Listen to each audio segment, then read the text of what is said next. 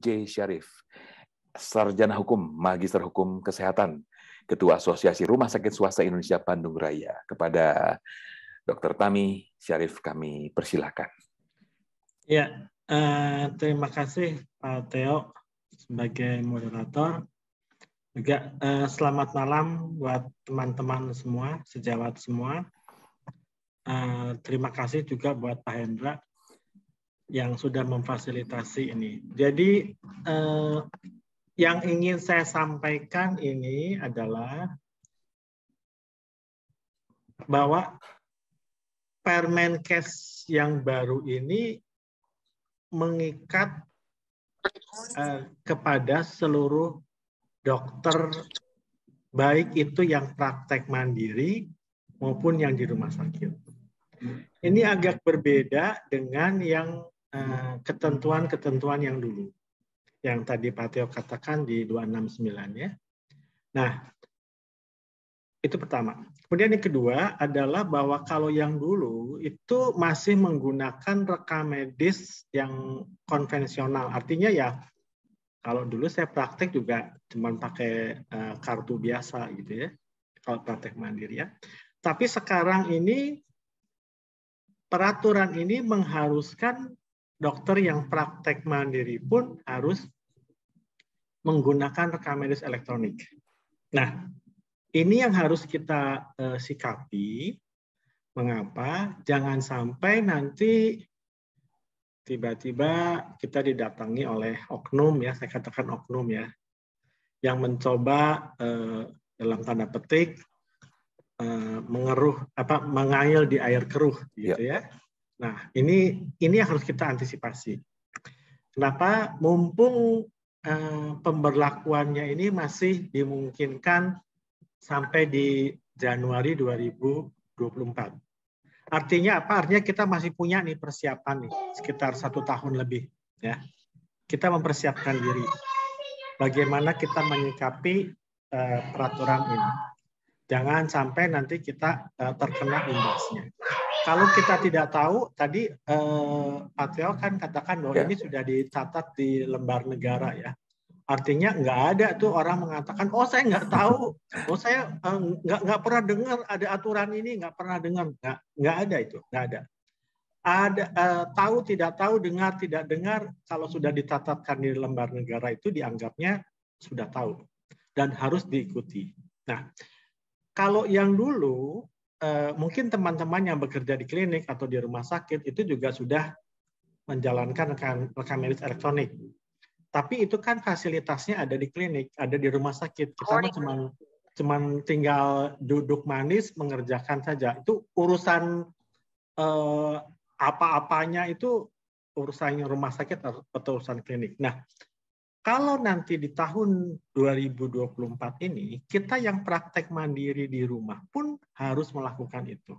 Artinya apa? Ya mau nggak mau kita akan terkena imbasnya. Nah, jadi teman-teman saya akan mencoba share screen. Saya sudah bisa share screen ya? Bisa dok, saya sudah open. Ya, oke. Terima kasih. Jadi slide saya ini ada banyak, ada 100 lebih, tapi ini karena ini biasa yang saya sampaikan kalau saya bawakan di rumah sakit atau bagaimana, tapi untuk teman-teman saya hanya akan pilih beberapa saja. Tapi nanti kita ada beberapa yang kita loncat ya. Jadi tentang peraturan Menteri Kesehatan nomor 24 tahun 2022.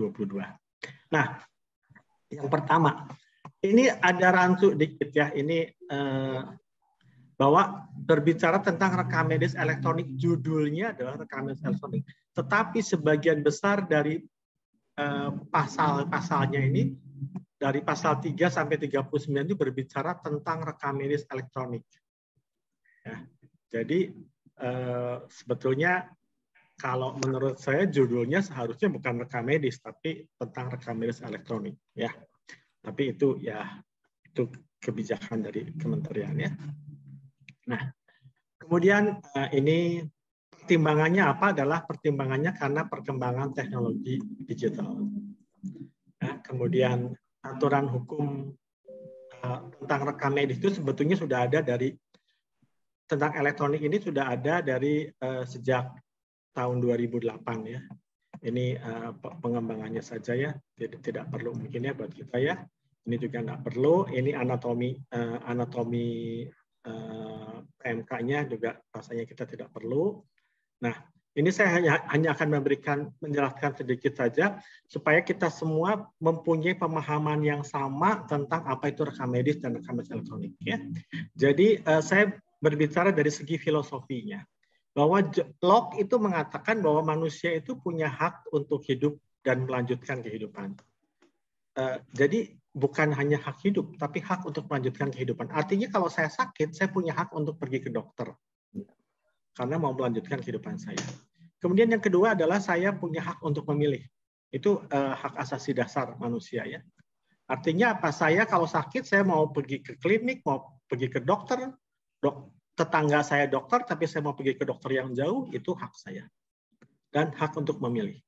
Nah, hubungan antara dokter dengan fasilitas pelayanan kesehatan itu ada dua. Ada hubungan sosial, akan melahirkan peristiwa sosial, yaitu di situ yang berbicara adalah etika dan moral. Dan yang kedua adalah hubungan hukum. Hubungan hukum akan melahirkan peristiwa hukum, dan kalau dalam hukum kedokteran ini kita kenal sebagai perjanjian terapeutik, dan setiap peristiwa hukum itu pasti ada hak dan kewajiban. Ya. Nah, kapan itu terjadi peristiwa terapeutik adalah sejak pasien masuk. Sejak pasien ketemu, sejak pasien kalau di rumah sakit, sejak pasien masuk ke rumah sakit. Ya. Kalau kita praktek mandiri ya berarti sejak masuk ke ruang praktek kita. Nah, hak itu apa? Hak adalah untuk memberikan kewenangan untuk berbuat sesuatu yang baik buat pasien. Nah, untuk bisa tahu apakah seorang dokter sudah menjalankan hak dan kewajibannya, itu bisa dilihat dari rekam medis. Jadi rekam medis itu kalau kita masuk ke dalam peristiwa hukum, ini akan menjadi barang bukti, yang salah satu barang bukti yang paling kuat kalau kita masuk ke peristiwa hukum ya. Karena itu segala apa yang dicatat itu harus bisa dipertanggungjawabkan. Segala apa yang kita lakukan terhadap pasien itu harus dicatat. Nah, ini di Permenkes 24 ini tidak perlu juga ya ini. Nah, ini ketentuan umum juga. Apa itu rekam medis elektronik? Adalah rekam medis yang dibuat dengan menggunakan sistem elektronik yang diperuntukkan bagi penyelenggaraan rekam medis. Itu pengertian dari rekam medis elektronik. Nah, saya akan berbicara juga yang 8 ya. Penyelenggara sistem elektronik PSE kita singkat ya, adalah setiap orang penyelenggara negara, kementerian, badan usaha, masyarakat yang menyediakan, ya, mengelola dan atau mengoperasikan sistem elektronik secara mandiri maupun bersama-sama kepada pengguna sistem elektronik untuk keperluan dirinya atau untuk keperluan pihak lain. Jadi PSE ini itu semacam vendornya lah kurang lebih ya. Kan kita kan nggak mungkin ya bikin sendiri ya. Tapi ada sih beberapa dokter yang bisa. Kita kan nggak mungkin bikin sendiri lah. Nah, lalu kan rekaman elektronik kan gimana nih caranya? Ya kita menggunakan jasa dari PSE ini, ya vendornya. Jadi penyedia jasanya seperti itu, ya kira-kira. Nah, tujuannya apa ini nggak perlu ya ini. Nah, setiap fasilitas kesehatan wajib menyelenggarakan rekam medis elektronik. Ini setiap fasilitas pelayanan kesehatan wajib menyelenggarakan RME. Nah, siapa sih yang dimaksudkan dengan fasilitas pelayanan kesehatan?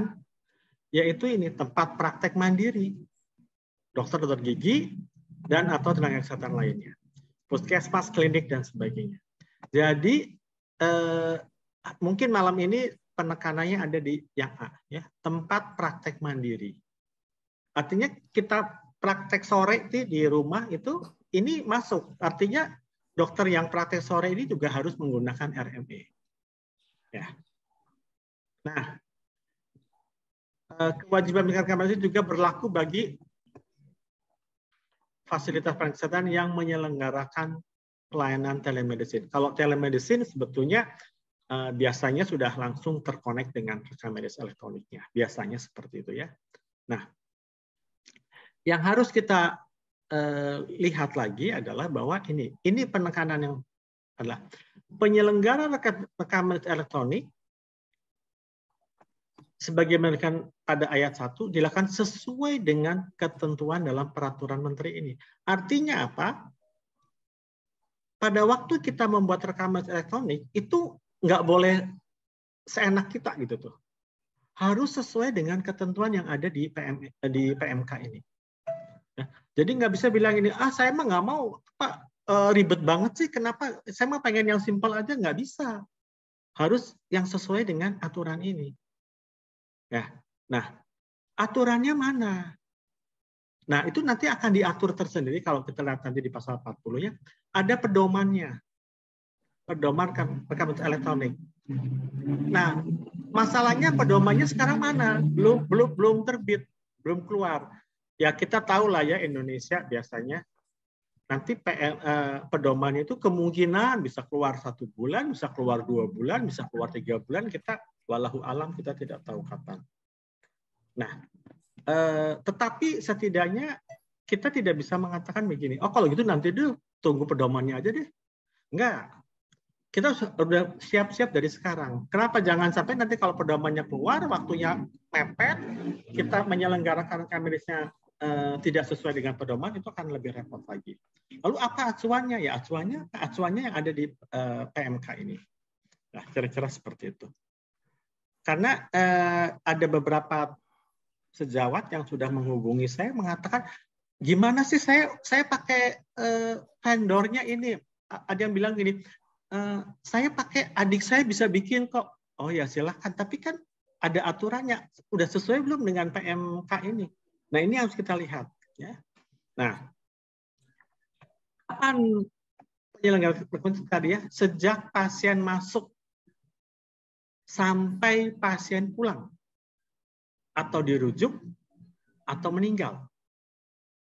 Ya, jadi catatan rekam medis itu harus kalau di rumah sakit itu sampai pasien dirujuk atau pulang atau bahkan sampai meninggal.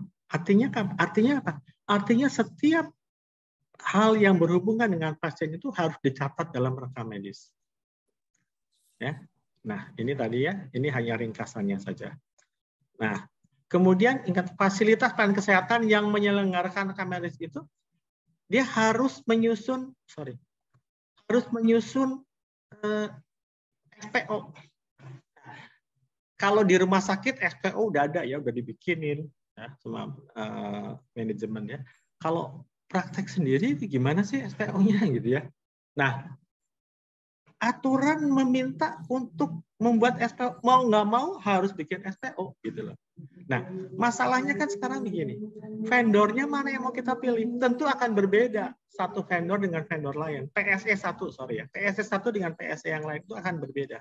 Nah, jadi jangan bilang gini, oh saya mau nyontek nih punyanya siapa tadi, saya mau nyontek punyanya Dokter Wawan aja lah misalnya gitu. Belum tentu vendornya PSE-nya sama. Jadi kita harus lihat juga. Jadi kita harus kerjasama dengan PSE-nya. Nah, nanti ini yang akan menjadi stres kita juga pada waktu kita memilih PSE atau menyelenggarakan rekam medis ini, apa sih yang mesti kita lakukan? Ya salah satunya itu adalah menyusun SPO ya, standar prosedur operasional. Ya, nah kemudian,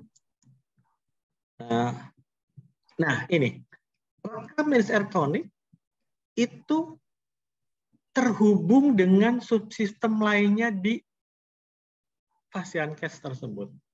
Nah, kalau di tempat praktek sendiri mungkin nggak ada masalah karena saya cuma sendirian praktek. Tetapi apabila saya punya klinik, maka ini harus terhubung dengan bagian-bagian yang ada di klinik itu. Klinik itu adanya apa? Misalnya kan kalau salah satu syarat klinik itu kan ada farmasi ya. Nah itu berarti harus terkoneksi dengan farmasinya.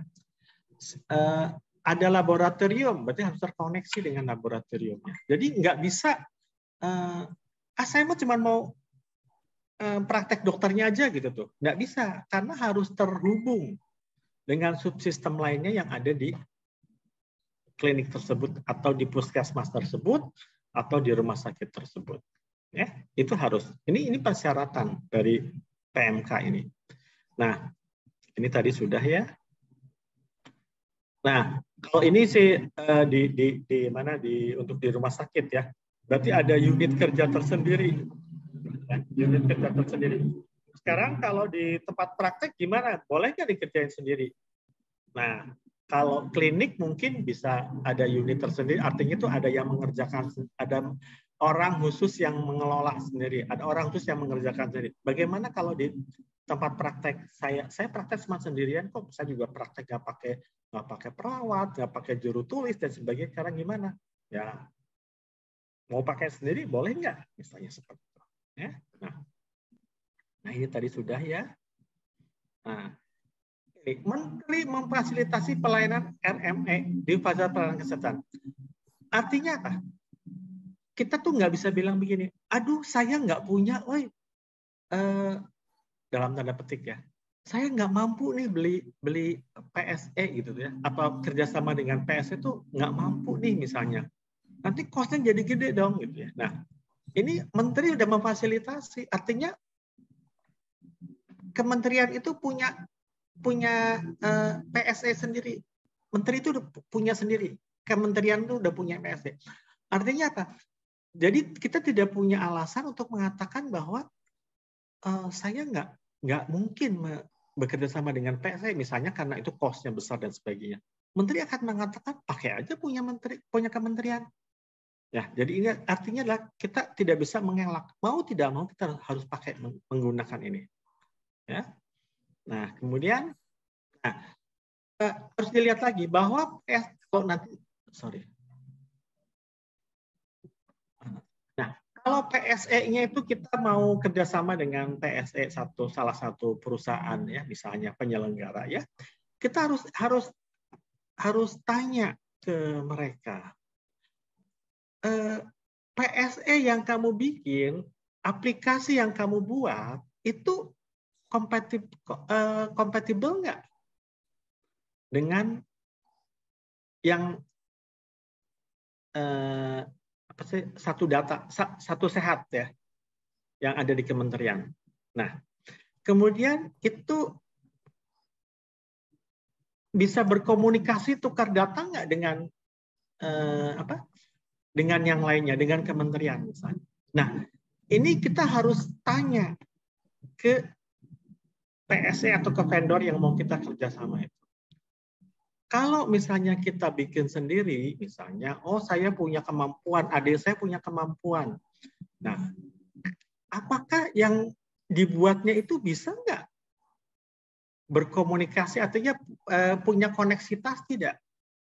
Kalau tidak, ya berarti tidak sesuai dengan ketentuan ini. Jangan sampai kita sudah kerjasama dengan satu PSE, ternyata PSE-nya tidak kompatibel, kemudian tidak bisa melakukan interoperabilitas, ya percuma gitu. Ya, ini yang harus ditekankan. Kemudian ini PSE-nya perusahaannya cukup bonafit misalnya, bonafit sekali.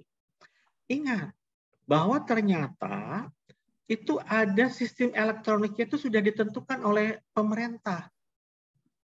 Jadi itu ada keputusannya nih, keputusan Kepmenkes nomor 1/1423. Ini nanti apa saja sih yang ditulis di rekam medis elektronik itu? Nama, alamat, umur, jenis kelamin, bla bla bla bla bla dan sebagainya. Itu mah yang punya saya juga yang sekarang udah ada misalnya. Itu kan umum. Tapi ada hal-hal yang lain.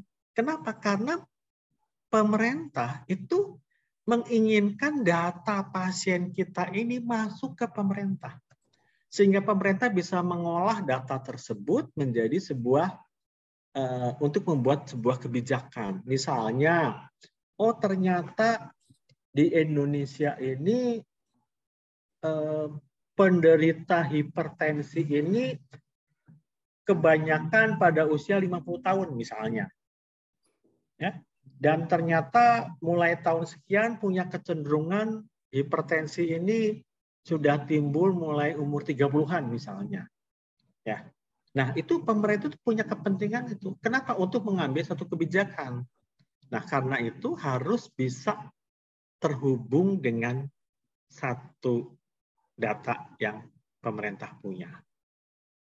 Ya, nah, syarat yang kedua lagi tadi adalah kalau kita kerjasama dengan satu PSE, kita harus tanya, kenapa? PSE-nya itu sudah tersertifikasi, sudah terregistrasi belum di Kementerian dan Kementerian Kesehatan dan Kominfo. Ya. Jadi PSE itu bisa ada 3 macam. Bisa PSE yang punya pemerintah, ya. Pemerintah kan tadi saya bilang kementerian bikin sendiri, atau PSE orang luar kerjasama dengan PSE lain, atau kita bikin sendiri. Biasanya ini rumah sakit besar bikin sendiri biasanya. Nah, ini ada 3 hal. Nah, kalau PSE ini yang pihak ketiga, swasta misalnya, dia harus terregistrasi. Terregistrasi di mana? Di Kementerian Kesehatan dan di Kominfo. Nah, tadi tanya, saya mah udahlah daripada repot-repot gitu, udah yang pasti aja lah, yang pasti aja lah apa? Yaitu yang punya kementerian. Nah, kalau gimana caranya? Harus mengajukan secara tertulis kepada kementerian. Pak Menteri, saya mau pakai PSE-nya kementerian, kira-kira seperti itu. Nanti dicatat dan sebagainya. Prosedurnya seperti apa, kita belum tahu. Nanti ada di pedoman pelaksanaan rekam medis elektronik. Ya.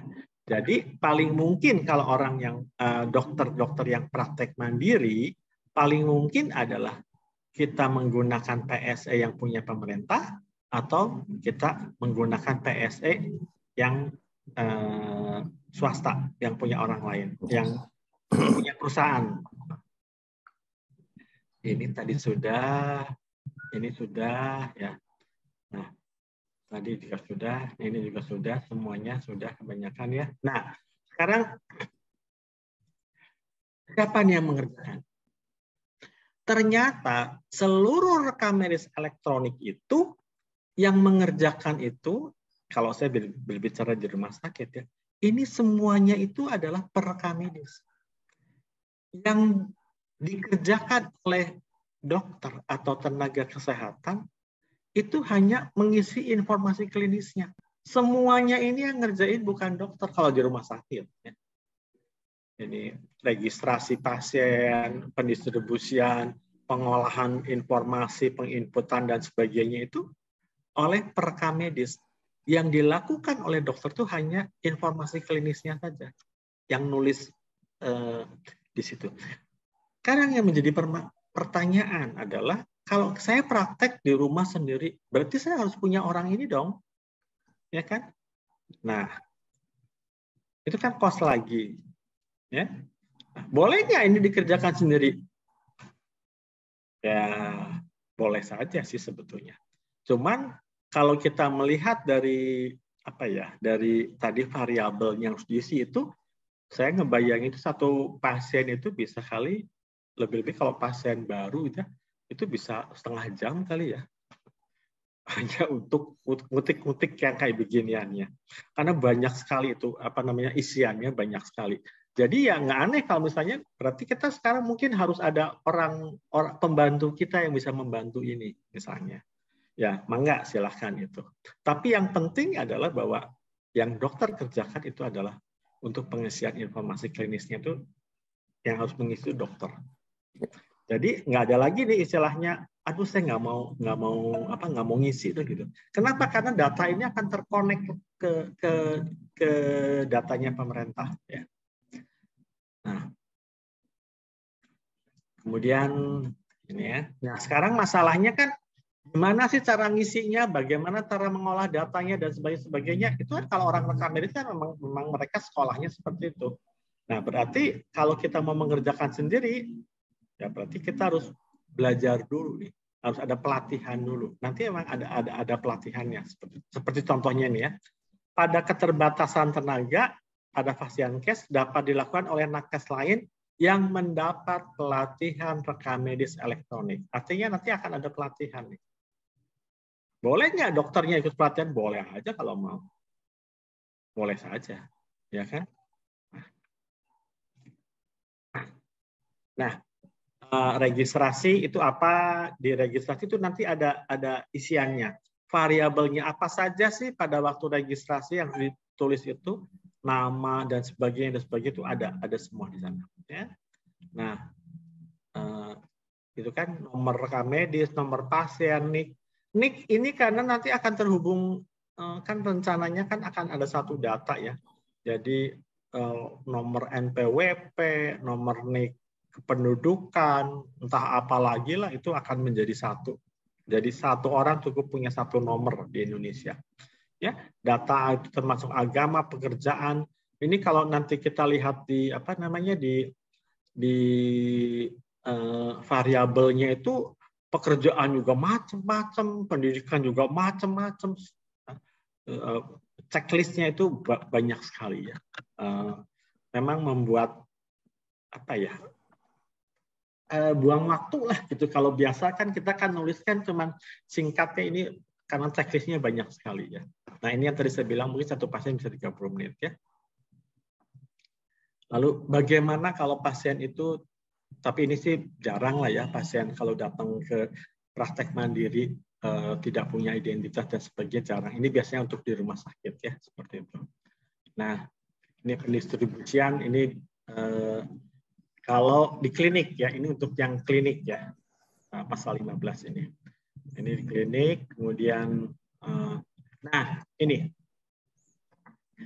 pengisiannya, kapan nih kita ngisi rekam medis itu. Jadi kita lihat bahwa pengisian informasi klinis tadi kan yang mengerjakan kan dokter atau tenaga kesehatan ya. Kegiatan pencatatan dan pendokumentasian hasil pemeriksaan, pengobatan, tindakan, dan pelayanan kesehatan yang telah dan akan diberikan kepada pasien. Jadi misalnya nih, pasien datang dengan keluhan ini, periksa laboratorium, kasih obatnya sekian. Apa rencana berikutnya? Kontrol 1 minggu yang akan datang. Sebelum kontrol periksa dulu ronsen, misalnya. Nah ini jadi yang telah dan yang akan diberikan kepada pasien ini harus tercatat, tertulis. Nah, dan ingat bahwa pencatatan dan pendokumentasian itu harus lengkap dan jelas dan dilakukan setelah pasien menerima pelayanan. Ini berbeda dengan PMK yang lama. Kalau PMK yang lama itu tulisannya adalah segera setelah pasien menerima pelayanan. Kalau segera itu artinya begitu itu. Kalau ini kan setelah. Kalau setelah itu kapan sih? Bisa sejam, bisa 2 jam, bisa 1 hari, bisa 2 hari, ya kan? Kan setelah. Pokoknya mah setelah aja. Bisa mau 1 tahun setelah, iya setelah. Berbeda dengan peraturan yang kalau yang lama itu segera setelah. Kalau yang baru ini hanya setelah saja. Ini juga akan menjadi masalah. Ya. Mencantumkan nama, waktu, dan tanda tangan. Nah, tanda tangan elektronik, tanda tangannya seperti apa? Nah, ini menjadi problem tersendiri, teman-teman. Karena tanda tangan ini nanti akan menjadi masalah ya. Karena tanda tangan elektronik itu berbeda dengan tanda tangan basah ya. Bisa nggak tanda tangan basah di-scan kemudian ditempelin? Itu tanda tangan juga. Tetapi kalau nanti itu masuk ke kasus hukum, itu akan menjadi masalah. Yang paling tepat adalah tanda tangan elektronik yang tersertifikasi. Jadi artinya kalau sudah tersertifikasi, maka ya udah, nanti kalau jadi kasus hukum ya dilihat ini tanda tangannya punya siapa. Seperti tanda tangan yang kita sekarang, tanda tangan basah seperti yang biasa kita lakukan sehari-hari. Ya. Pencatat pendokumentasian dilakukan secara berurutan. Ya. Dalam hal terjadi kesalahan, nah bisa nggak kesalahan? Kalau dulu kesalahan gampang dicoret, ya. Kalau ini terjadi kesalahan, dapat melakukan perbaikan. Nah, perbaikannya gimana? Koreksinya gimana? Nah, ini berbeda dengan kalau kita nulis di rekam medis kertas ya. Kan cuma tinggal coret, tanda paraf, terus diganti. Nah, bagaimana kalau rekam medis elektronik? Nah, ini harus ditanyakan kepada PSE-nya, vendornya tersebut. Itulah mengapa saya katakan tadi bahwa SOP yang kita punya setiap vendor itu berbeda. Mungkin vendor A itu cara mengubahnya atau cara memperbaikinya, sistemnya, langkahnya adalah A, B, C. Vendor B mungkin caranya adalah KLM. Nah kan nggak sama ya. Karena itu tadi saya katakan kita tuh nggak bisa menyontek atau copy paste SPO punya dokter lain untuk saya. Karena ini yang saya katakan itu berbeda. Ya. Ini ya. Nah ini pengisian tadi ya, sama saja. Nah nanti juga harus ada pengkodean, ya harus pasal 18 pengolahannya itu pengolahan RME itu menggunakan sistem kode. Jadi pasien saya sakitnya sakit tifus misalnya, itu kita nggak bisa bilang sakit tifus biasa. Harus kodenya apa? Ya, kodenya yang dipakai itu adalah kode berdasarkan ICD. ICD-10 dan ICD-9 ya. Kalau ICD mungkin kalau praktek mandiri mungkin hanya ICD-9 ya, karena tidak ada tindakan ya, kecuali kalau di klinik mungkin ICD-9 dan ICD-10 ya. Jadi ini juga kalau Anda mau pilih vendor, nanti Anda mesti tahu nih, vendornya menyediakan fasilitas ICD nggak? Jadi jangan nanti Anda tarik sendiri ICD-nya berapa. Jangan. Anda harus itu include di dalam sistemnya itu ICD itu harus udah masuk. Jadi nanti Anda tinggal pilih ada checklist yang ada di situ. Ya. Nah, ini biar Anda tahu bagaimana sih cara memilih vendornya. Tadi udah banyak ya. Nah, pelaporannya. Ini kan laporannya kan kepada eksternal nih. Ya, berarti dari tempat praktek itu kepada dinas kesehatan, kepada kementerian dan kepada yang lain. Jadi itu yang tadi harus bisa terkoneksi dengan dinas, dengan kementerian dan sebagainya. Nah, ini mungkin tidak perlu. Nah, ini ya pengindeksan ya.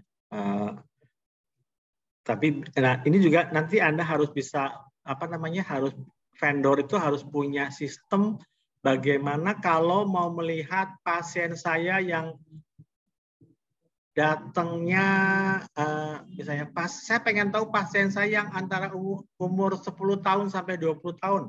Nanti Anda cuma tinggal short click, tahu. Nah, ini harus bisa dilakukan seperti itu vendornya. Jadi biasanya kalau vendor-vendor yang ada sekarang itu sudah bisa ya. Karena ini gunanya apa? Ini untuk sistem pelaporan. Ya. Kemudian penginputan ini. Nah ini yang tadi sistem kode ya. Ini harus tahu ya sistem kodenya seperti apa. Nah ini kalau klaim, karena nanti ini akan kalau yang di rumah sakit kan akan terkoneksi dengan BPJS ya. Kalau dibuat saya nggak tahu kalau teman-teman ada yang kerja di klinik dan kliniknya kebetulan klinik utama misalnya ya, atau mungkin teman-teman punya klinik utama, ini harus bisa terkoneksi dengan sistem coding BPJS ya. Karena coding ICD dengan coding BPJS kan beda ya. Nah ini harus si PSE-nya itu, si vendornya itu harus punya fasilitas ini. Jadi kalau saya bikin diagnosa tifus misalnya, itu kode ICD-nya apa, kemudian kode BPJS-nya apa. Nanti kan kode BPJS ini, maka nanti akan keluar biayanya berapa. Nah, ini yang harus teman-teman perhatikan juga kalau mau memilih vendor itu harus termasuk ini yang harus menjadi salah satu persyaratan. Ya. Kemudian ini sudah. Nah, penyimpanannya gimana? Penyimpanannya itu harus berbasis digital tadi ya.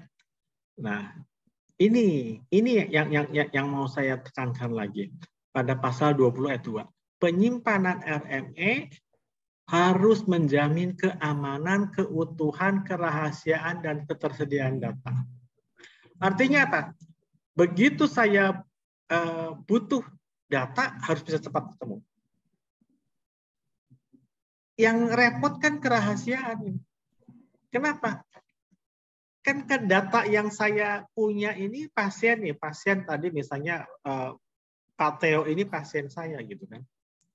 Dia sakit. Kemudian data ini kan harus saya kirim ke kementerian nih. Ya kan? Nah, bagaimana merahasiakan kesehatannya Pak Theo ini? Apabila satu saat rahasia ini bocor gitu ya, misalnya, oh ternyata Pak Theo ini, wah dia punya penyakit gini. Loh, siapa yang membocorkan? Yang membocorkan kan bisa 3 pihak. Bisa saya yang di tempat fasilitas kesehatan, di tempat praktek saya, bisa juga ada di kementerian yang bocornya, atau bisa juga di vendornya. Nah, sementara yang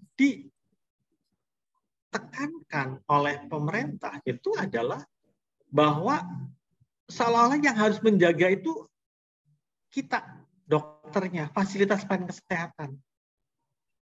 Nah, lihat ayat 1. Penyimpanan merupakan yang berbasis digital pada fasilitas pelayanan kesehatan. Penyimpanan RMS sebagaimana pada ayat 1, artinya yang ini, harus menjamin, artinya fasilitas pelayanan kesehatan harus menjamin, artinya kita harus bisa menjamin kerahasiaan tersebut.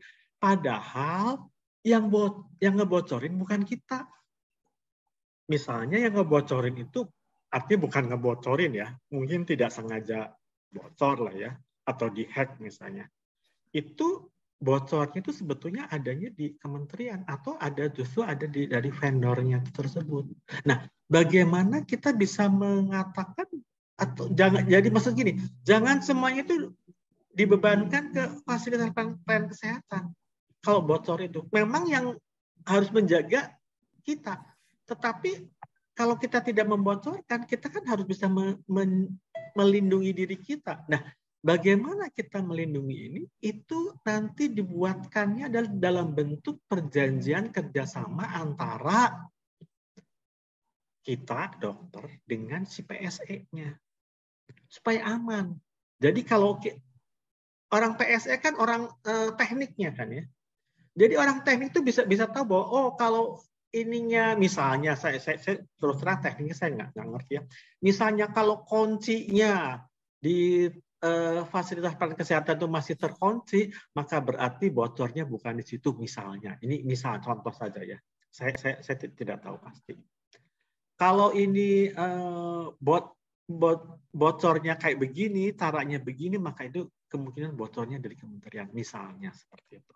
Nah, ini harus jelas dituangkan di dalam akta perjanjian kerjasama antara kita dengan PSE. Ini ada, kalau enggak nanti PSE-nya lepas tangan. Enggak tahu, kan memang undang-undang mengatakan tanggung jawab kita. Tapi kan kalau kita nggak berbuat, ternyata orang lain yang berbuat, kita bisa melindungi diri kita. Ya, seperti itu kira-kira ya. Kemudian yang berikutnya adalah kita harus punya cadangan data. Nih, ya, backup system. Nah, backup sistemnya gimana? Ini harus loh, ya. Pelayanan kesehatan yang melakukan penyimpanan melalui media penyimpanan berbasis digital wajib memiliki cadangan data. Nah, bagaimana kita menyimpan cadangan data ini di mana? Ya, kalau misalnya saya punya uang banyak gitu ya, mungkin saya simpan satu di bank A, satu di bank B gitu ya, buat cadangan. Ya. Sekarang kalau misalnya ini sistemnya di cloud, di awan gitu tuh, gimana nih kita? Siapa mau nyimpen di mana lagi gitu? Kan nggak mungkin mungkin data ini servernya mungkin ada di rumah misalnya ya, saya nggak tahu bentuknya apa server di rumah, mungkin bisa. Tapi harus punya cadangan, apa di mana, di rumah mertua Di tetangga atau simpan di mana? Nah, ini harus dipikirkan juga. Nah, ini ya. Nah, ini nih. Cadangan tersebut harus diletakkan pada tempat yang berbeda dari lokasi. Artinya apa ya? Itu tadi saya punya satu, cadangannya ada di mana? Cadangannya ada di mertua saya misalnya. Nah, kemudian harus dilakukan secara periodik ya, dan harus dibuat dalam SPO juga. Ya, ini tadi ringkasan yang tadi ya. Ini juga. Ini oke. Ini juga masih ya. Yang tadi sudah saya jelaskan semuanya. Ya. Nah, penjaminan mutu. Nah, ini yang jadi masalah juga. Kita harus punya audit. Ya, audit. Bagaimana kita mengaudit RME kita. Supaya nggak error lah misalnya seperti itu. Kemudian, audit ini siapa sih yang melakukan? Kan kita nggak bisa. Kalau saya nggak ngerti ngauditnya seperti apa. Karena RME diaudit seperti apa. Nah, kita harus melibatkan pihak terkait siapa. Berarti pihak vendornya. Berarti nanti dalam perjanjian itu harus disebutkan bagaimana sih cara mengauditnya. Misalnya. Ada berapa banyak atau berapa secara periodik, berapa bulan sekali audit ini dilakukan secara internal. Ini harus ada juga di dalam klausul perjanjian kerjasama kita. Ya, kemudian, nah bagaimana cara mentransfer? CRKBS-nya harus ditransfer ke kementerian. Bagaimana cara mentransfernya? Nah, ini juga harus jelas. Di mana? Di perjanjian kerjasama kita. Nah, ini tadi sudah ya. Nah, ini yang menjadi masalah lagi sekarang. Rekam medis itu kan berkasnya punya rumah sakit, punya fasilitas kesehatan, tetapi isinya adalah punya pasien. Nah, ini yang bingung. Ini kadang-kadang nanti kalau ada lawyer ya, kalau yang kerja di rumah sakit ini pasti makanan sehari-hari itu ya. Datang lawyer, saya minta rekam medis ini. Kalau bagaimana kita menuangkannya? Kalau yang dulu di aturan yang lama itu adalah bahwa yang boleh diberikan itu ada resum. Jadi nggak semua data diberikan, nggak semua, tapi hanya resumnya saja. Nah, di PMK yang baru ini tidak ada kata-kata resum. Artinya apa? Semua diserahkan. Bagaimana cara menyerahkan ini yang menjadi masalah juga. Ya, nanti kita lihat bahwa rekam medis itu harus diserahkan dalam bentuk nanti ada ya. Sebentar ya, gimana nih? Kalau pasien rawat jalan, nah ini nih ya. Dokumentasi ini yang harus diserahkan. Nah, sebentar ya.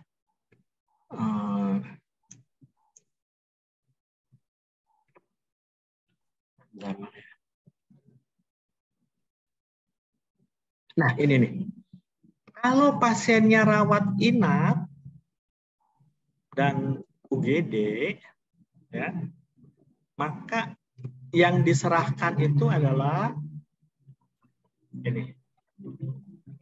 Menggunakan jaringan komputer atau alat komunikasi elektronik lain termasuk ponsel. Artinya apa? Diberikannya itu lewat ponsel. Apa yang diberikan itu semua data.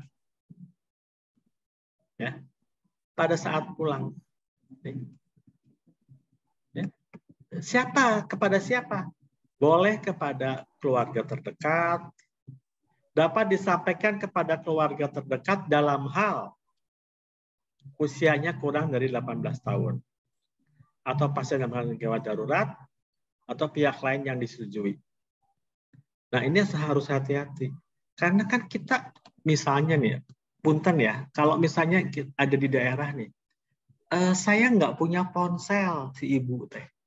Pakai ponselnya orang lain boleh nggak gitu tuh? Ini kan problem. Kenapa? Karena di sini diserahkannya itu bentuknya adalah dalam bentuk termasuk ponsel. Ya. Nah, kalau bentuk ponsel, orang nggak punya ponsel, kan tidak semua orang punya ponsel. Tapi orang-orang yang udah tua-tua gitu ya, yang di daerah gitu kan, boleh nggak dikirimnya pakai ponsel tetangga? Nah, itu kan udah bocor rahasia kalau tetangga. Ya.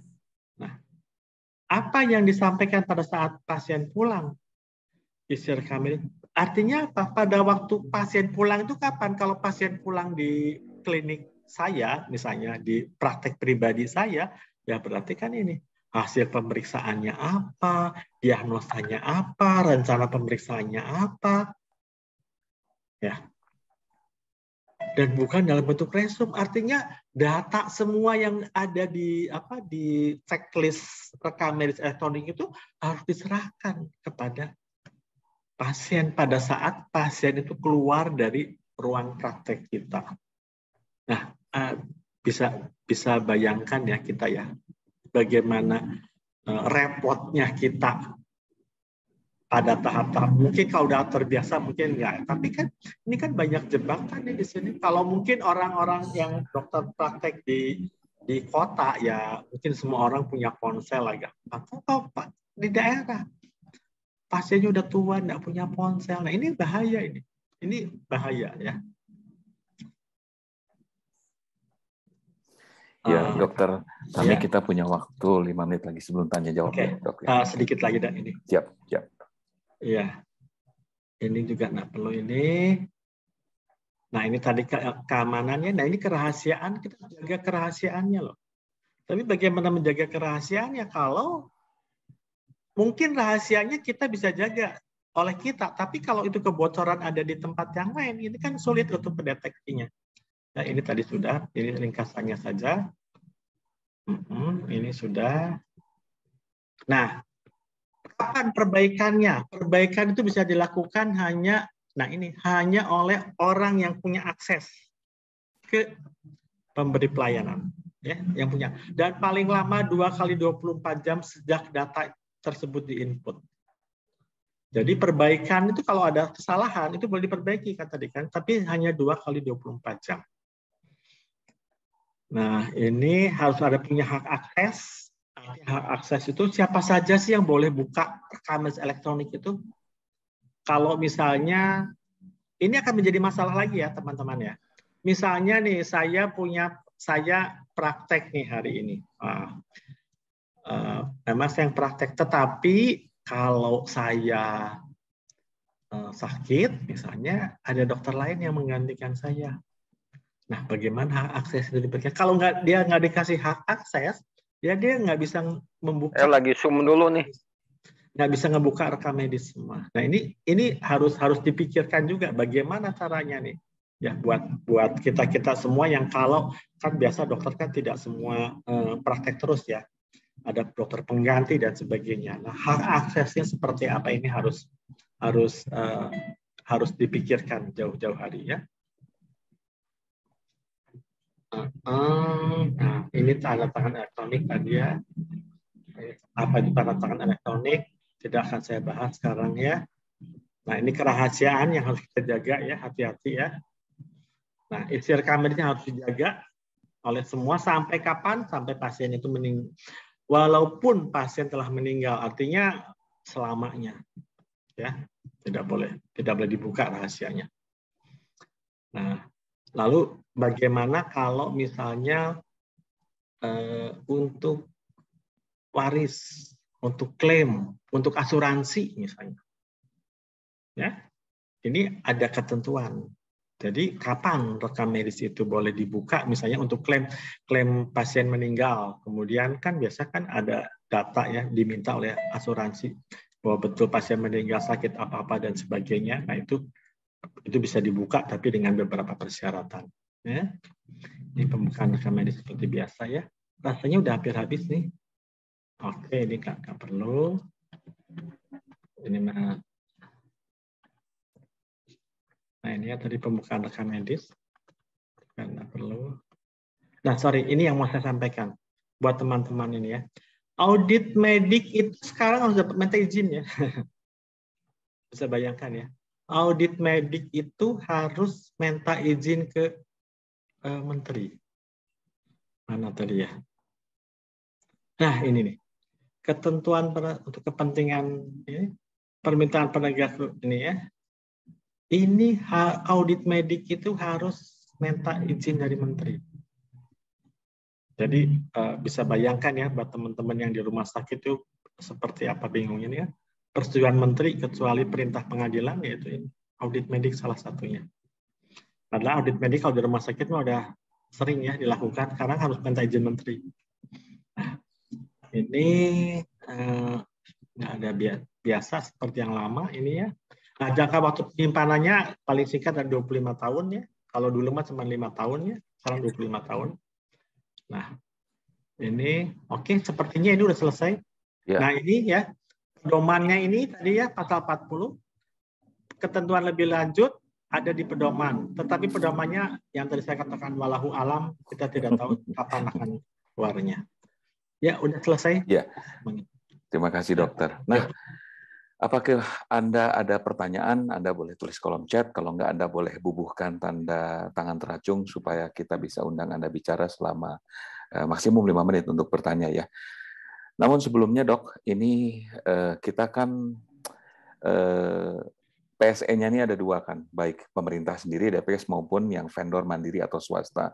Gimana cara menguji mereka? Apakah cukup dengan mereka menunjukkan sertifikasi macam apa, kemudian juga karena ini kalau zaman dulu kan rekam medisnya ditulis di karton ya, Dok, ditaruh di filing kabinet di ruang dokter, bocornya paling dokter. Nah, kalau ini udah taruh di cloud, taruh di vendor, dimanapun ini bisa tercecer, bahkan di DPS sendiri, dan sudah bukan barang baru lagi kalau yang namanya bocor data itu di mana-mana ya. Nah, gimana nih caranya, Dok, menguji PSE mana, vendor mana yang perlu kita pakai? Itu apakah memang kayak rumah sakit? Kemarin saya ke rumah sakit di sana tuh udah didata juga, Dok. Semua dokter tuh lihat rekam medis saya itu dari komputer dia. Itu apakah dia juga ini juga sudah tersertifikasi sesuai dengan Permenkes ini, atau memang mereka juga harus ulang lagi, adjust lagi, Dok? Ini gimana? Ya, jadi pertama kalau kita mau kerjasama dengan PSE, pertama adalah kita harus bisa melihat fisik dari sertifikat tersebut. Ya. Bahwa betul loh, ini PSE tersebut tersertifikasi. Ya. Kemudian kedua, itu bisa dilihat di katanya. Ini saya juga belum pernah lihat ya. Itu katanya bisa dilihat di itu, di mana di webnya kementerian. Jadi PSE mana saja yang sudah mendapatkan rekomendasi, tersertifikasi mendapatkan rekomendasi itu ada katanya. Seperti itu. Jadi itu langkah pertama itu. Nah, langkah kedua adalah tadi kita harus si PSE itu bisa meyakinkan kita, menjelaskan kepada kita bagaimana mereka menggunakan atau mengunci sistemnya tersebut. Nah, ini harus terbuka lah gitu maksud saya. Ya kan? Nah, masalahnya adalah kan kita kan dokter kan nggak semua melek teknologi ya. Kalau kayak saya juga diceritain gimana juga, ya datang ngerti gitu ya. Nah, tapi setidaknya karena itu kalau saya anjurkan adalah kalau kita mau kerjasama dengan satu PSE itu jangan kita sendiri gitu tuh. Ajaklah teman kita, yuk kita barengan yuk. Misalnya beberapa orang yang setidaknya itu bisa melengkapi gitu tuh, ya kan?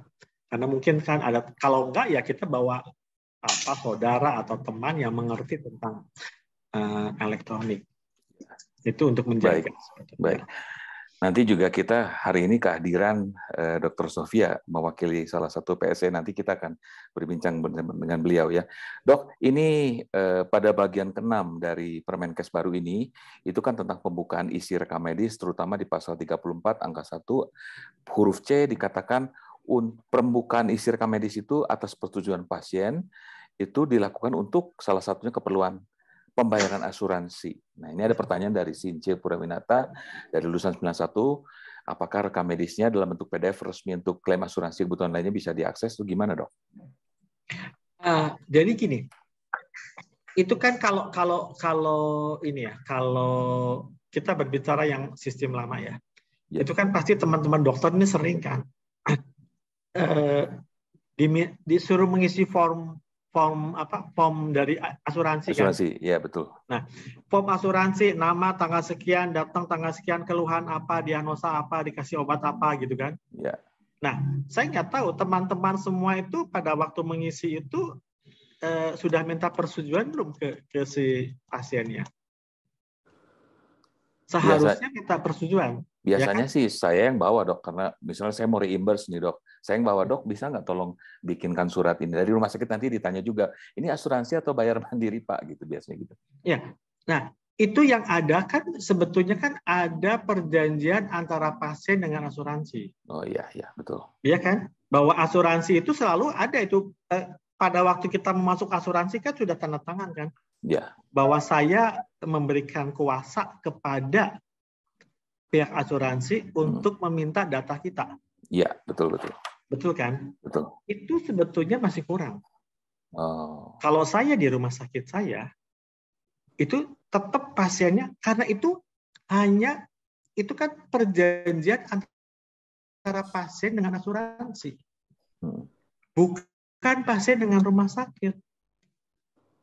Saya dari rumah sakit saya harus minta lagi. Walaupun udah ada itu, Anda harus tanda tangan. Ya. Supaya rumah sakit nggak disalahkan gitu loh. Nah, tadi ini yang kita, kalau ini dalam bentuk rekam medis elektronik, maka tetap kita harus meminta itu. Ya. Kenapa?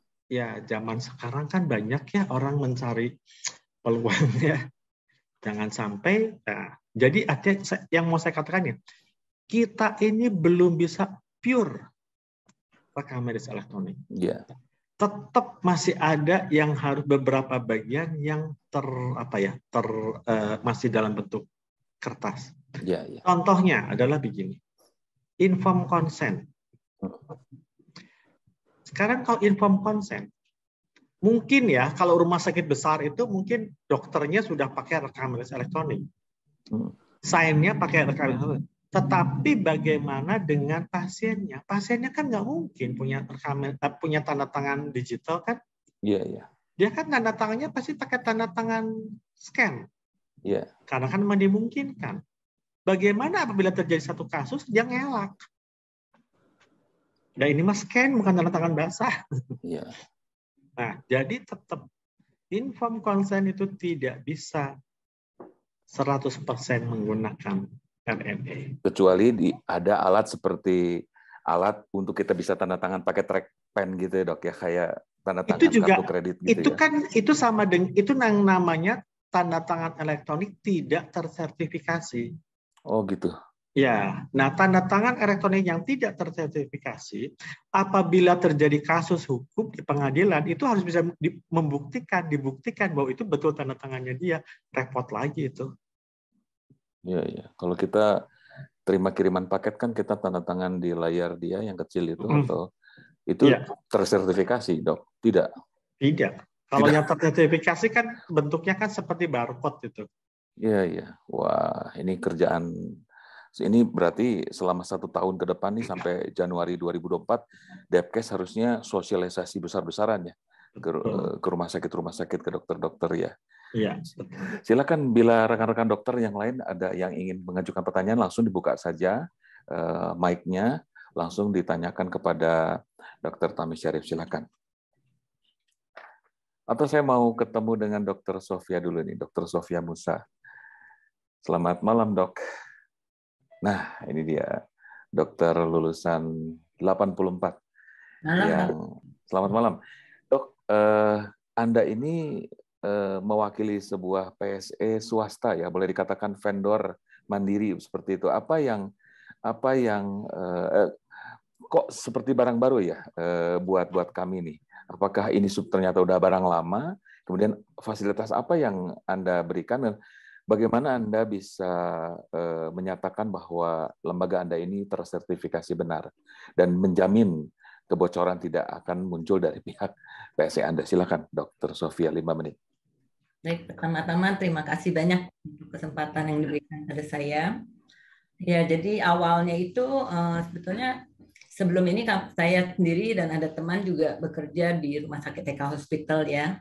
Dan di situ pada saat pas kita 2 tahun yang lalu, pas Eka Hospital itu sedang gencar-gencarnya memperbaiki atau mengubah sistem rekam medik mereka ya, betul-betul digitalisasi seperti itu. Nah, saat itu saya juga belajar banyak di situ. Kemudian saya dan teman saya itu kan pensiun atau keluar dari rumah sakit, dan kami didukung oleh situasi COVID waktu itu, terpikir oleh kami untuk bagaimana kalau kita membuat sebuah layanan telemedicine. Betulnya awalnya di situ. Kemudian singkat kata berkembang, selain telemedicine kami juga mengembangkan sistem informasi manajemen rumah sakit. Jadi itu 2 hal itu yang kami kembangkan sejak tahun yang lalu ya, jadi kira-kira sudah hampir 2 tahun. Nah, kalau boleh saya share ya screen. Silakan. Minta sebentar ya.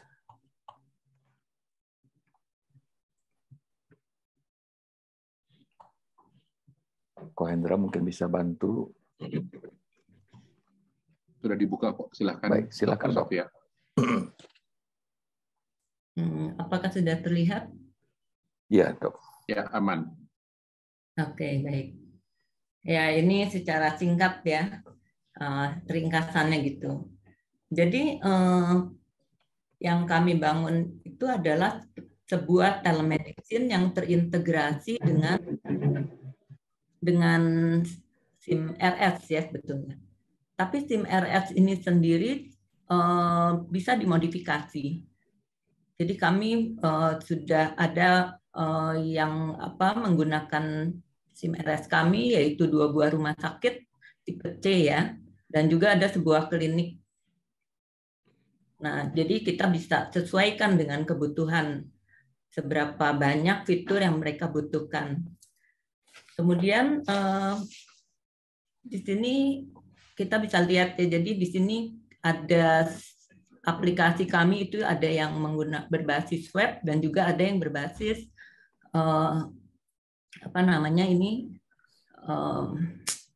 atau yang pakai handphone ini ya.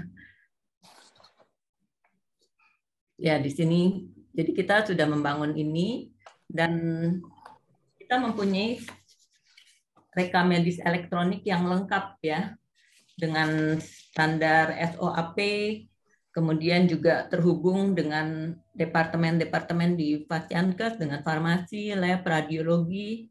Kemudian di sini platform kita juga bisa berkomunikasi atau bertukar data dengan sistem elektronik yang lain ya, seperti BPJS. Selain itu juga kita sudah ada diagnosa dengan ICD-10 dan 9. Kemudian juga untuk tadi apa yang ditanyakan juga, di sini juga kita ada sistem pelaporan ya, baik internal, eksternal. Kemudian ada sistem booking, sistem antrian online, dan ada juga telemedicine di sini dengan beberapa keunggulan atau kekhususan ya dibanding dengan telemedicine yang lain. Di sini kita bisa bertelekonsultasi lebih dari 2 pihak. Jadi salah satu sebetulnya yang terpikir oleh kami waktu itu, kalau misalnya pasiennya di daerah gitu ya, dengan dokter spesialis di kota besar. Waktu itu kita pikir bagaimana kalau pasien itu belum pernah ketemu atau belum pernah dilihat secara langsung oleh dokter spesialis gitu. Karena itu kita ada sistem telekonsultasi bisa 3 pihak atau lebih, dengan misalnya ada DPJP pasien tersebut yang bisa ikut serta dalam telekonsultasi tersebut gitu ya, sehingga tentunya lebih akurat untuk dia bisa membantu dokter spesialis tersebut untuk menulis rekam medik dan sebagainya ya. Kemudian juga ada monitoring di mana nanti dokter pun bisa melakukan monitoring terhadap pasiennya melalui aplikasi handphone ini ya. Jadi pasien juga di aplikasinya itu kami sediakan untuk monitoring, mereka bisa mencatat hasil tekanan darah dan sebagainya, dan kita jaringkan kepada dokternya. Jadi selain itu kita juga bisa diakses dari laptop, tablet, PC, bukan dari handphone saja ya. Nah, tadi ditanyakan juga mengenai keamanan. Jadi kami berusaha juga seaman mungkin dengan saat ini kami menggunakan Google Cloud Platform ya, karena sejauh ini kami melihat keamanan terbaik itu ada di Google ya. Dan di mana untuk setiap Fasiankes kami membuatkan atau mempunyai server tersendiri dan tidak dicampur antara yang satu dengan yang lain datanya. Kemudian kami juga melakukan backup data secara rutin. Dan untuk perbaikan kesalahan input pun kita membutuhkan otorisasi dari orang yang berwenang di dalam Fasiankes tersebut. Itu beberapa hal yang membuat kita berusaha bisa mungkin untuk menjaga keamanan data.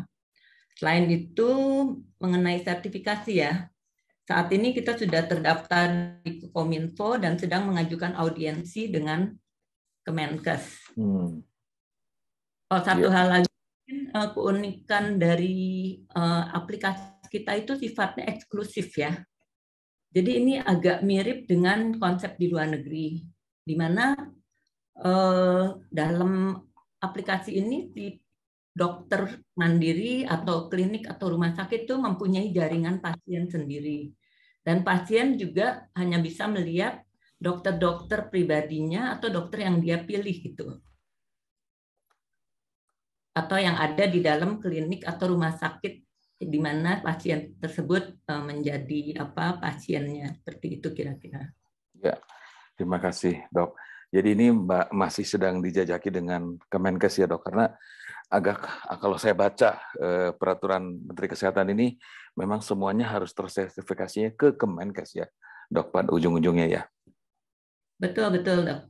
Kira-kira, Dr. Sofia, kira-kira kalau menggunakan layanan PSE seperti ini, berapa sih biaya yang harus dikeluarkan supaya kayak biasakan ya, seperti Dr. Tami tadi katakan, pasti dokter tuh repot ya. Apalagi mengurusi hal-hal IT seperti ini. Kira-kira berapa sih layanan yang harus dikeluarkan dari kocek dokter? Ini kayaknya dari kocek dokter kelihatannya nih pribadi ya. Silakan, Dok. Betul. Nah, ini nih agak sulit ngomongnya, Dok, kalau sekarang di sini ya. Karena itu sangat mungkin bisa dijawab terjangkau, tidak terjangkau, mahal. Kalau mahal enggak. Jadi dari ada klinik yang sudah menggunakan kita dan juga rumah sakit, untuk mereka kita tuh sangat ekonomis. Singkatnya ya. Baik, nanti terima kasih. Jadi nanti rekan-rekan dokter bisa cek di www.cekcepat.com atau menghubungi 0821 1006 3737 di layar tadi. Anda bisa cek dengan Dr. Sofia Musa Sugiaman. Terima kasih, Dok, untuk waktunya. Nah, wah ini menarik sekali nih. Ini apakah ada pertanyaan dari rekan-rekan atau Dr. Tami mau menambahkan nih tentang PSE semacam ini? Ini kayaknya memang ya ini perlu sosialisasi yang hebat ya dari Kemenkes sendiri. Nggak bisa main terapkan begitu saja langsung punishment kalau bagi yang melanggar. Itu kan susah sekali ya, karena penerapan hukum itu tidak sederhana, apalagi menyangkut tentang sibuknya orang harus belajar lagi dari nol. Karena mungkin kelihatannya sekarang rekam medis masih dilakukan secara konvensional, ada juga mungkin sebagian dipindahkan dari kertas ke elektronik secara sengaja, atau bisa juga sekarang sudah ada yang RME. Tapi saya lihat juga ada di rumah sakit ada yang RME campuran ya, di mana informed consent-nya tetap masih ditulis-tulis, insurance pengajuan insurance juga masih pakai tulisan tangan. Jadi masih belum sempurna ya, Dokter Tami. Iya, betul. Sekarang masih hybrid ya. Dan rasanya memang ke depannya juga akan terus hybrid ya. Ya. Baik. Silakan rekan-rekan yang lain, rekan dokter yang lain, atau ini ada Bu Nani dari insurance, mungkin mau bertanya nih. Ini kalau Anda lihat di Permenkesnya ada beberapa tentang tentang insurance dibahas pasal 34 angka 7. tentang pembukaan isi rekam medis untuk keperluan administrasi pembayaran asuransi atau jaminan pembiayaan kesehatan itu harus dilakukan secara tertulis melalui sistem informasi elektronik pada saat registrasi pasien di Vaskes. Ini betul-betul repot juga ya. Tapi ini memang kelihatannya memang Indonesia harus mengejar ketinggalan. Seperti di luar negeri kayaknya sudah semuanya elektronik, serba elektronik ya, Dok ya? Iya, betul. Di luar negeri mungkin tadi Dr. Sofia mungkin bisa lebih menjelaskan ya nanti itu yang tentang telemedicine-nya ya. Itu karena kan kalau kita nih misalnya sekarang kan banyak nih aplikasi-aplikasi telemedicine ya. Kita juga mungkin pernah pakai lah lebih pada zaman COVID kemarin ya. Itu kan kita hanya bicara dengan dokter, periksa dan sebagainya. Itu kan sebetulnya kan kalau kita dari segi kedokterannya kan dokter itu kan harus melakukan anamnesa, pemeriksaan fisik, pemeriksaan penunjang, diagnosa, terapi. Nah, ini kan kalau dengan menggunakan aplikasi atau telemedicine itu kan yang tidak bisa dilakukan adalah pemeriksaan fisik kan. Betul. Anamnesa kita bisa, lab kita bisa, pemeriksaan fisik itu tidak bisa. Tapi bisa disiasati. Saya tidak tahu apakah punyanya Dr. Sofia itu bisa memfasilitasinya ya untuk bagaimana melakukan pemeriksaan fisik. Karena kalau di luar negeri itu kan pemeriksaan fisik itu telemedicine itu dibantu dengan nurse atau dokter tetangga atau klinik dan sebagainya. Jadi tetap dilakukan pemeriksaan fisik itu tetap dilakukan ya. Tetapi kayak kita ini kan seperti video call gitu ya, semacam video call gitu kan ya. Ya Ibu buka mulutnya misalnya gitu ya. Nah, itu dilihat seperti itu. Nah, itu nanti ada juga itu kan mungkin nggak kelihatan jelas tuh. Nah, itu biasanya ada nurse atau ada yang bisa bekerja sama dengan pihak telemedicine. Wah, mungkin Dr. Sofia bisa menyambung sedikit, Dr. Sofia. Layanan apa nih cekcepat.com? Baik, Dr. Tami. Betul, ini yang menjadi concern pertama kami ya waktu membuat telemedicine ini. Dan memang waktu itu ada dari pembahasan dari pemerintah yang mengatakan bahwa kalau pasien baru itu harusnya langsung ya ke Fasiankes dulu. Selanjutnya baru boleh menggunakan telemedicine. Kira-kira seperti itu ya. Nah, untuk ini kami melihat bahwa ya itu betul sekali. Jadi kami menyediakan telekonsultasi yang bukan hanya bisa 2 pihak ya, tapi bisa untuk 3 pihak bahkan lebih. Nah, di situ misalnya ya ada pasien baru ini. Pasien baru itu tentunya kalau di daerah dia biasanya sudah punya dokter DPJP ya atau dokter lokal biasanya gitu. Nah, pada saat pasien tersebut mau ke dokter lain, misalnya ke spesialis seperti itu, kebanyakan spesialis juga kan lokasinya mungkin ya di kota lain atau di rumah sakit besar seperti itu. Nah, melalui telemedicine kami si dokter DPJP itulah yang akan membantu si pasien untuk bisa mendapat layanan di spesialis. Tentunya DPJP ini udah tahu kondisi pasien, sudah kenal ya. Nah, nanti DPJP ini akan menanyakan spesialis dan mengkonsulkan ya, menceritakan keadaan di awalnya. Kemudian setelah dokter spesialis tersebut oke mengenai siap untuk melakukan konsultasi dan juga pembayarannya sudah sesuai, nanti pasien akan membayar melalui telemedicine tersebut dan pada jam yang sudah disepakati akan melakukan konsultasi bertiga gitu. Di mana ada DPJP-nya, ada pasien dan ada spesialis. Nah, DPJP inilah nanti yang akan menulis menulis resume atau rekam mediknya sesuai dengan yang dokter spesialis anjurkan gitu. Oke. Terima kasih, Dr. Sofia. Dr. Tami nih, saya jadi penasaran nih. Ini kan kalau berhubungan dengan BPJS nih harus start dari vaskes awal.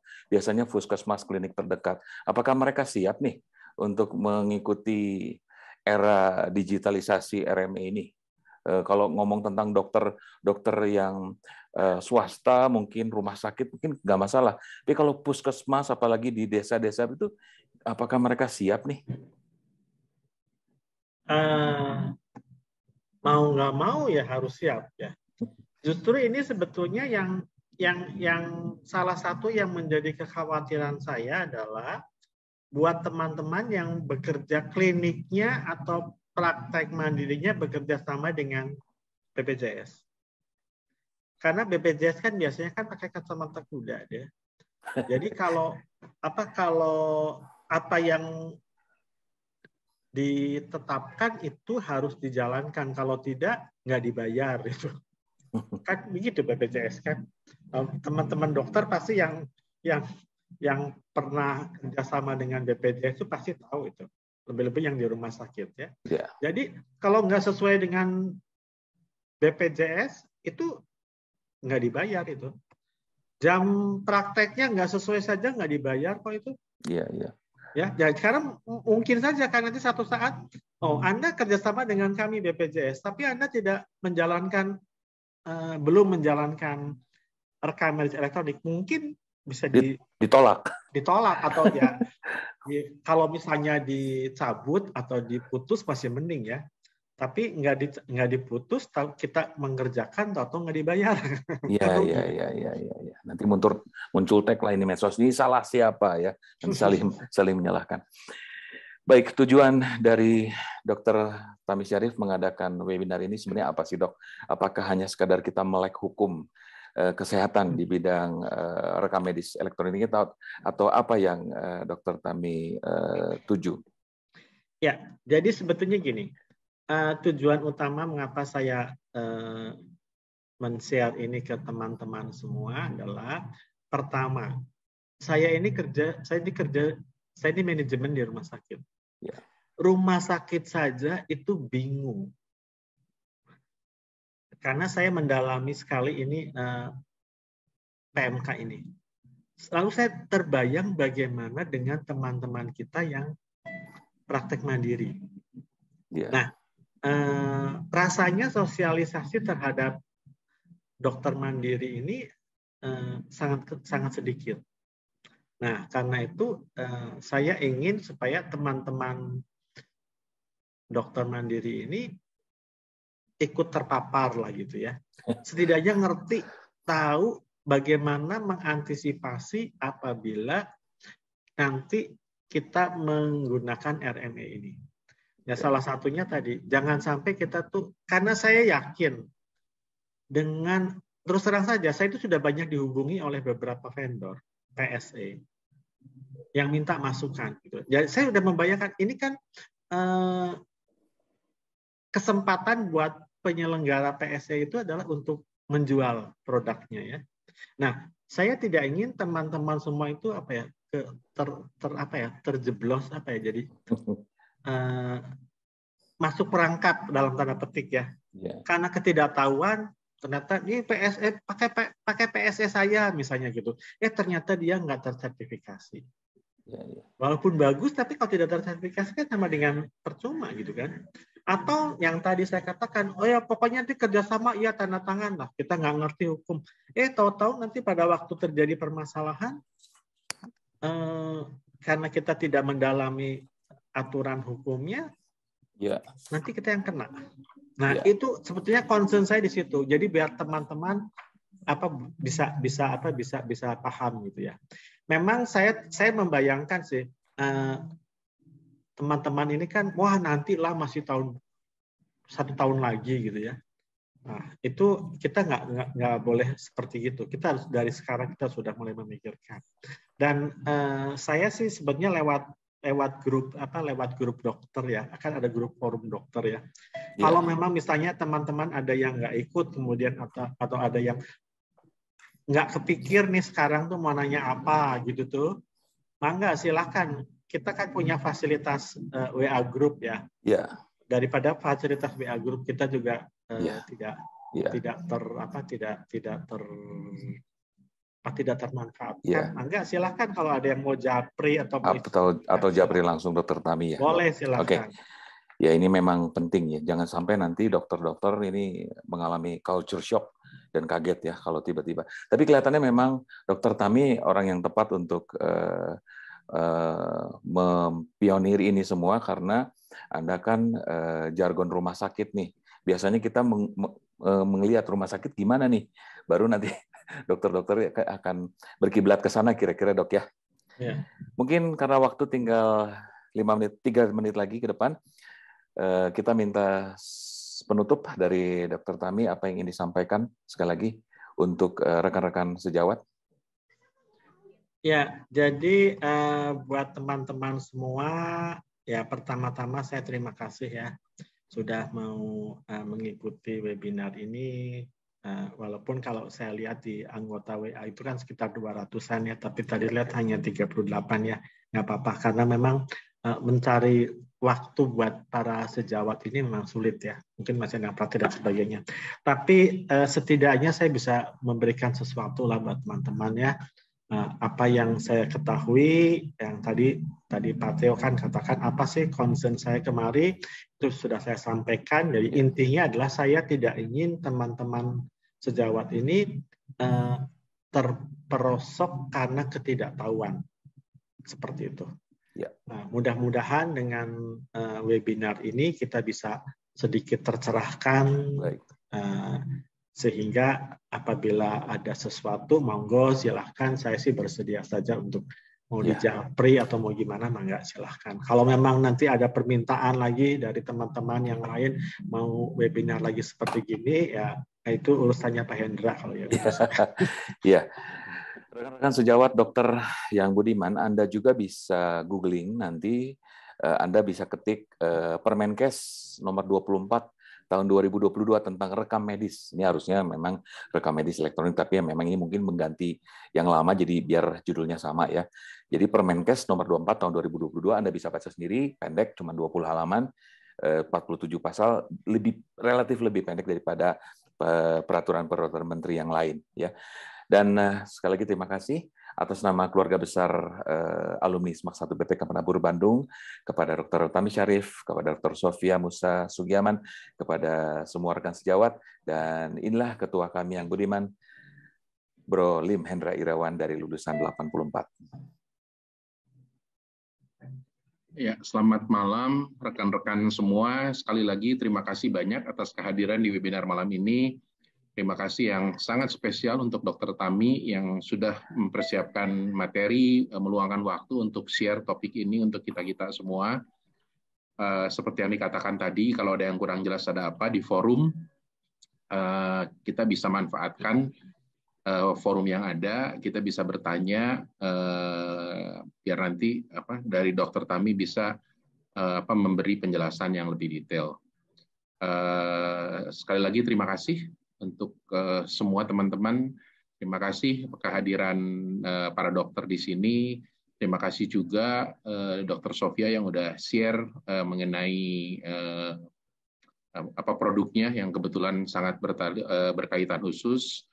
Terima kasih juga untuk Dr. Wawan yang di tengah kesibukannya hadir sebagai Ketua Forum Dokter.